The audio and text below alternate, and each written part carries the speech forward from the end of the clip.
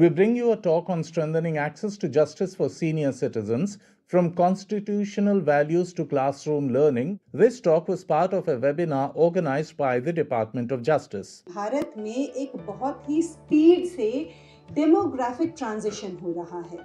हमारी जो जनसंख्या है उसमें जो हम एल्डर पॉपुलेशन की बात करें तो वो 2011 में जो 100 मिलियन के करीब थी वो 2036 तक जाते जाते 230 मिलियन हो जाएंगी, अर्थात कि वो डबल से भी ज़्यादा हो जाएंगी। और हमें ये समझना होगा कि आने वाले समय में हर 7 भारतीयों में से एक भारतीय इसी कैटेगरी से बिलोंग करेगा, मतलब वो 60 या उससे ज़्यादा उम्र का होगा। पहले ये समझें कि सीनियर सिटीजन कौन है। वर्ल्ड हेल्थ ऑर्गेनाइजेशन ने कहा है कि जो भी 60 या उससे बड़ी उम्र के हैं उन्हें हम एल्डरली मानेंगे। इंडिया में भी national policy on senior citizens के हिसाब से जो भी 60 साल से ऊपर की आयु के हैं वो सब सीनियर सिटीजन्स हैं। यही डेफिनेशन हमने अपने सीनियर सिटीजन्स एक्ट में भी डाली है। तो अब देखिए, कानून ने तो एज बेस्ड हमको बता दिया है कि एल्डरली लोग कौन हैं, लेकिन जनरली हम लोग कैसे मानते हैं कि जो 80 से ऊपर हैं उनको हम एक एल्डरली कैटेगरी में शामिल करते हैं। इंडिया में हमेशा से जो हमारी सभ्यता है, जो हमारी संस्कृति है, उसमें बुजुर्गों को बहुत ज़्यादा सम्मान दिया जाता है। वो हमेशा से बहुत आदरणीय रहे हैं। तो हम एक ऐसे देश के निवासी हैं जहां हम अपने बुजुर्गों को इतना मान सम्मान देते हैं। तो सवाल ये उठता है कि एल्डर एब्यूज़, ये जो ऐसे वेस्टर्न कॉन्सेप्ट्स थे जो कि हमारे यहाँ थे ही नहीं, वो क्यों यहाँ पर आ गए, जिसके लिए कि अब उन्हें एड्रेस करने के लिए हमें कानून की सहायता लेनी पड़ रही है। अगर हम बात करें, शहरीकरण होता गया, इंडस्ट्रियलाइजेशन आया, हमारा जो जॉइंट फैमिली सेटअप था वो डिसइंटीग्रेट हो गया। जॉइंट फैमिलीज में जब तक हम लोग रहते थे तो एक पर्सनलाइज्ड होम केयर, हर इंसान के परिवार में उसको किस चीज़ की आवश्यकता है उस चीज़ का ध्यान रखा जाता था। लोनलीनेस की तो कोई बात थी ही नहीं। अगर हम कहें इमोशनल आइसोलेशन, डिप्रेशन, इन सब चीज़ों के बारे में कोई क्यों नहीं बात करता था, क्योंकि एक भरा पूरा परिवार होता था जिसमें बुजुर्गों को भी कंपनी मिल रही है, बच्चों को भी कंपनी मिल रही है। जो लोग जॉब करते हैं, जो कमाने वाली आयु के लोग हैं, उसमें उनको भी बहुत ज़्यादा स्ट्रेस नहीं होता था क्योंकि परिवार की तरफ से वो निश्चिंत रहते थे। तो एक अच्छी मेंटल हेल्थ थी, इमोशनली सब लोग स्टेबल थे। सब घर का जो भी चोर्स, जो डोमेस्टिक चोर्स की हम बात करें, काम काज आपस में बढ़ जाता था। पेरेंट्स जो थे, एल्डरली थे, उनको भी एक बड़ा स्ट्रॉन्ग सेंस ऑफ पर्पस रहता था कि हम किसी तरीके से परिवार के लिए कंट्रीब्यूट कर रहे हैं। अगर हम पैसा नहीं भी कमा रहे हैं तो हम बच्चों की देखभाल करने में अपना सहयोग दे रहे हैं। हमारा योगदान है कि किस तरीके से हम उन्हें अपने कल्चर, अपने वैल्यूज़, कस्टम्स, ये सब उन्हें हम पास ऑन कर रहे हैं। तो एक कल्चरल कॉन्टिन्यूटी भी थी और एक सेंस ऑफ बिलोंगिंगनेस भी था। लेकिन जैसे जैसे जॉइंट फैमिली सेटअप का डिसइंटीग्रेशन हुआ तो समझ में आने लगा कि नहीं, कहीं ना कहीं हम इग्नोर कर रहे हैं बच्चों को, महिलाओं को, एल्डरली लोगों को भी, क्योंकि ये तीनों ऐसे वर्ग थे जिनके हाथ में कोई भी फाइनेंशियल या अर्निंग कैपेसिटी नहीं थी, तो कोई डिसीजन मेकिंग कैपेसिटी भी नहीं थी। तो पुरुषों के ऊपर जहाँ की बहुत ज़्यादा बर्डन भी पड़ा इस सब में, लेकिन कहीं ना कहीं उनके अधिकार क्षेत्र में कोई हनन नहीं हुआ। हमारे कॉन्स्टिट्यूशन में आर्टिकल 21, जो कि एक इतना इलास्टिक प्रोविजन है कि हर तरीके के जो मानव अधिकार हैं उन्हें हम आर्टिकल 21 के तहत कवर कर लेते हैं। और आर्टिकल 21 वैसे तो उसको कानूनी भाषा में कहें, वो कहता है No one to be deprived of his right to life and personal liberty except in accordance with procedure established by law। लेकिन इसमें जो right to life and personal liberty है, तो जो right to life है उसके dimensions बहुत ज़्यादा हैं। और right to life सिर्फ एक पशु की समान जीवन की नहीं, हम एक डिग्निफाइड लाइफ की बात करते हैं। तो उसमें हर तरीके का आदर सम्मान भी होना चाहिए। आपके फिजिकल, इमोशनल, साइकोलॉजिकल, हर चीज़ का ध्यान उसमें रखा जाना चाहिए। राम दुलार Gupta versus state of UP Allahabad high court का जजमेंट है, जिसमें कोर्ट ने कहा था कि आर्टिकल 21 को हम वायलेट कर रहे हैं अगर हम अपने बुजुर्गों का ध्यान नहीं रख रहे हैं। ऐसे ही 2018 में Ashwini Kumar versus union of India का जजमेंट आया है, जिसमें कोर्ट ने कहा है कि हम इन पेंशन स्कीम्स वगैरह को रीअसेस करें, ओल्ड एज होम्स बनाएं, जो हमारा ये कानून है सीनियर सिटीजन्स एक्ट उसको अच्छे से इम्प्लीमेंट करें, मेंटेनेंस जो ले सकते हैं अपने बच्चों से उसके लिए भी हमारे पास बहुत सारे जजमेंट्स हैं।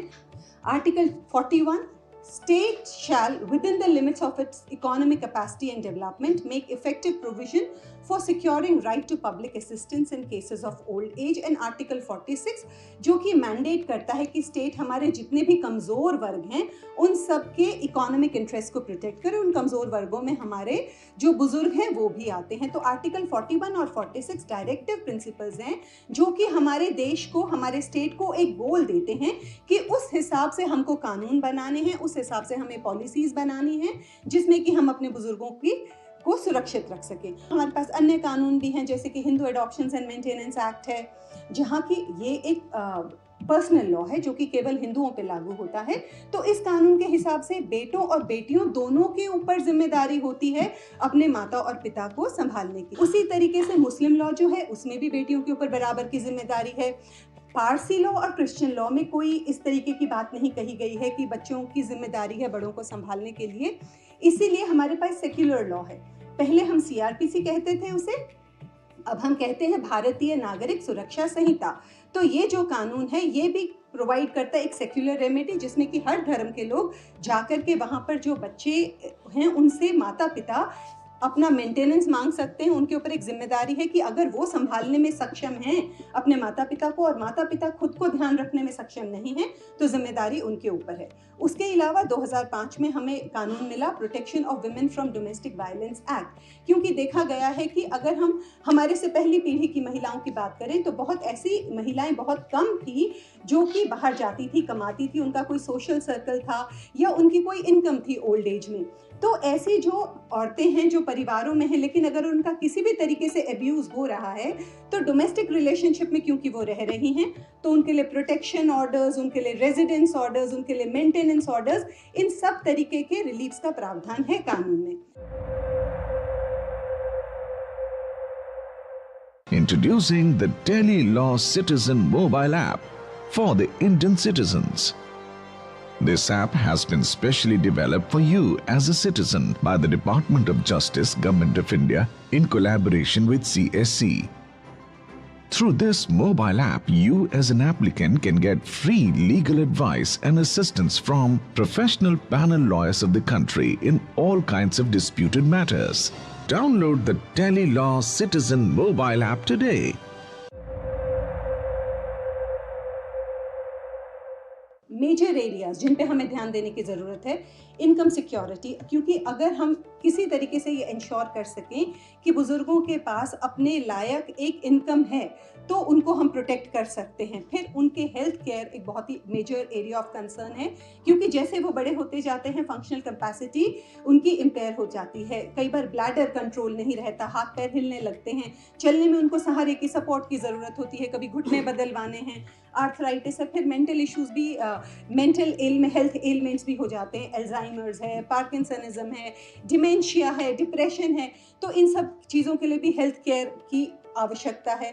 उनकी सेफ्टी और सिक्योरिटी के लिए हेल्पलाइंस बनाई जानी चाहिए जो कि हमारे स्टेट में बना भी रखी हैं। हाउसिंग लोन्स मिलने चाहिए।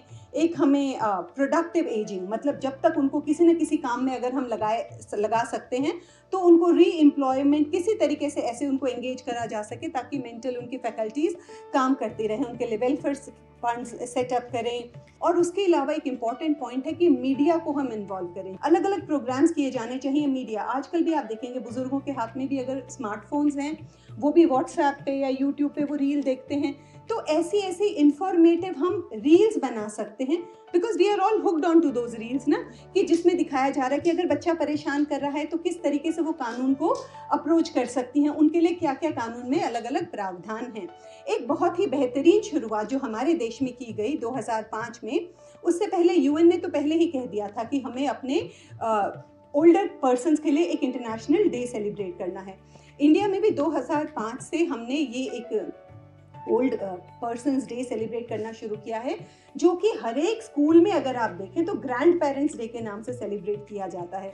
तो उसमें क्या है, ज़रूरी है कि बच्चा अपने ग्रैंड पेरेंट को, दादा दादी नाना नानी को साथ में स्कूल लेके जाए। तो जहाँ वो साथ में नहीं भी रहते थे फिर भी उनको बुलाया जाता है, ग्रुप एक्टिविटीज़ दी जाती हैं, बच्चे मिलके उनके साथ कोई प्रोग्राम्स अपने प्रिपेयर करते हैं, आइटम्स, प्रेजेंटेशंस, वहाँ पर अलग अलग कॉम्पिटिशन्स किए जाते हैं, किसके दादाजी का सबसे बड़ा पैर है, किसकी दादी के सबसे लंबे बाल हैं।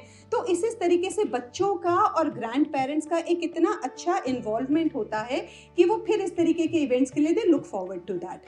गवर्नमेंट ऑफ इंडिया ने नैतिक पतम एक गेम डिज़ाइन किया है कि जिससे कि हम international day of older persons में हम सेलिब्रेट करते हैं, जिसमें कि सारे के सारा परिवार मिलकर के साथ में इस गेम को खेलता है। हमें ज़रूरत है इस समय कि हम एल्डरली केयर को एजुकेशन में इंटीग्रेट करें। क्यों? क्योंकि हमें ऐसी कंडीशंस क्रिएट करनी है। कानून तो हमारे पास बहुत हैं, लीगल अवेयरनेस के लिए लीगल एड भी बहुत सारे प्रोग्राम्स चलाता है ना। हमने वो हेल्पलाइंस भी इंस्टीट्यूट करी हैं। हमने कोशिश करी है किसी की तरीके से हम डिजिटलाइज कर दें सिस्टम्स ताकि वो इजीली एक्सेस कर सकें, लेकिन उसके बावजूद भी एल्डर अब्यूज़ तो रुक नहीं रहा है बल्कि बढ़ता जा रहा है। तो हमें इस तरीके के इंटरजेनरेशनल प्रोग्राम्स बनाने हैं, हमें अपने करिकुलम को रिवाइज करना है ताकि geriatric health, cognitive decline, physical functionality, nutritional needs, ये सारी की सारी जो चीज़ें हैं बचपन से ही बच्चों को पढ़ाई जाएं। हम मॉड्यूल डाल दें स्कूल्स में ही, बच्चे समझे, वो देखें घर में ये सब ध्यान में रखा जा रहा है कि नहीं रखा जा रहा। यही बच्चे घर जाके अपने पेरेंट्स को बताएंगे, कल को उनके पेरेंट्स भी अपना देखभाल करने में सक्षम होंगे, अपने बुजुर्गों की भी देखभाल कर पाएंगे, और ये बच्चे भी कल को जब बड़े होंगे इनके ऊपर जिम्मेदारियां आएंगी तो कहीं ना कहीं इनके दिमाग में उन चीज़ों का असर रहेगा। उसके अलावा हमें क्या करना चाहिए? नॉर्मली स्कूल्स कॉलेजेस में मेडिकल मॉड्यूल्स इंट्रोड्यूस करें। सीपीआर, किस तरीके से वाइटल्स को चेक करना है, मेडिकेशन शेड्यूल्स को हम कैसे कर सकते हैं, मोबिलिटी एड्स, हियरिंग एड्स, इन सबको किस तरीके से प्रयोग में लाया जा सकता है। फिर चाहे हम बायोलॉजी पढ़ते हैं चाहे सोशियोलॉजी पढ़ते हैं, एजिंग से रिलेटेड जो एजुकेशन है कि बड़े होते होते क्या प्रॉब्लम्स होती हैं, कई बार क्या होता है कि हम रियलाइज़ ही नहीं करते, सडनली हमें लगता है कि इनको तो ये सारी प्रॉब्लम्स हो गई हैं। तो हम शुरू से ही अगर उस चीज़ को समझ सकें, अगर हमारे बच्चों में हम वो सेंसिटिविटी डाल सकें, उनको एजुकेट कर सकें, तो वो चीज़ बहुत अच्छी होगी, चाहे स्कूल्स में, कॉलेजेस में। और जो एडल्ट्स के लिए हमने इतने डिजिटल प्रोग्राम्स बनाए हैं उसमें उनको डिजिटली उनको लिटरेट करना भी ज़रूरी है, क्योंकि प्रोग्राम्स हैं लेकिन वो एक्सेस कैसे कर पाएंगे जब तक वो डिजिटली अवेयर नहीं होंगे। तो उसमें फिर यही जो स्कूल्स कॉलेजेस में अगर हम कम्युनिटी आउटरीच कोई एक्टिविटीज़ रखें, बच्चों को कहें कि आप प्रोजेक्ट्स बनाइए, आप जाकर के उनके साथ ये आप उनको एजुकेट कीजिए, आप ओल्ड एज होम्स में जाइए या आपके घर में आपकी कम्युनिटी में जो एल्डर लोग हैं आप उनको अवेयर कीजिए, आप उनके साथ मिल करके ये क्विज सॉल्व कीजिए, या इस तरीके से अगर हम प्रोग्राम्स इंटीग्रेट कर पाएंगे तो बहुत बेहतर होगा। बैरियर्स जो हैं जस्टिस के लिए, कानून है, सारे के सारे हमारे पास पॉलिसीज़ हैं, स्कीम्स हैं, प्रोग्राम्स हैं, लेकिन फिर भी जो हमारे लीगल प्रोसीजर्स हैं बहुत कॉम्प्लेक्स हैं। जो बुजुर्ग हैं उनके अपने मोबिलिटी के इश्यूज़ हैं, हेल्थ इश्यूज़ हैं, फाइनेंशियल कॉन्स्ट्रेंट्स भी हैं, बहुत जगह पर उन्हें पता भी नहीं है कानून का। उसके अलावा जो एक सोशल स्टिग्मा है, कोई क्या कहेगा कि आपने अपने ही बच्चों के खिलाफ शिकायत कर दी, परिवार उससे टूट जाएगा। वो ये नहीं समझते परिवार तो तब टूट गया जब आपके बच्चों ने आपके साथ इस तरीके की हरकत करी, आप तो केवल उस हरकत की शिकायत कर रहे हैं। लेकिन वो जो स्टिग्मा है जिसमें कि हम कहते हैं नहीं बड़ों को ही समझदार होना चाहिए, बच्चों ने तो गलती की थी, आप तो समझ सकते थे। लेकिन अब देखिए इतने अच्छे अच्छे जजमेंट्स आए हैं जिसमें कोर्ट ने क्या कहा है कि अगर आपके बच्चे आपको परेशान कर रहे हैं ना, आप उन्हें अपने घर से एविक्ट कर सकते हैं। ज़रूरी नहीं कि मैं अपने घर में एब्यूजिव बच्चों का बोझ ढूंढूं, या फिर मैंने प्रेम में आकर के अपने बच्चों के नाम पर कोई प्रॉपर्टी कर दी थी, कल को वो मेरा ध्यान नहीं रखते हैं तो मैं उस ट्रांसफ़र को भी वॉइड कर सकती हूँ।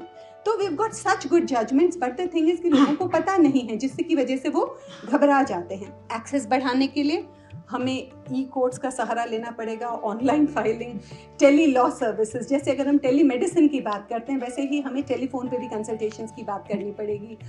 सीनियर सिटीजन वेलफेयर पोर्टल है जो एक सेंट्रलाइज्ड डिजिटल प्लेटफॉर्म है।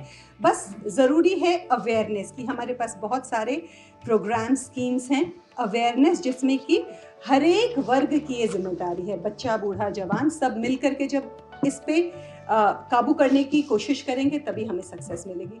Thank you so much.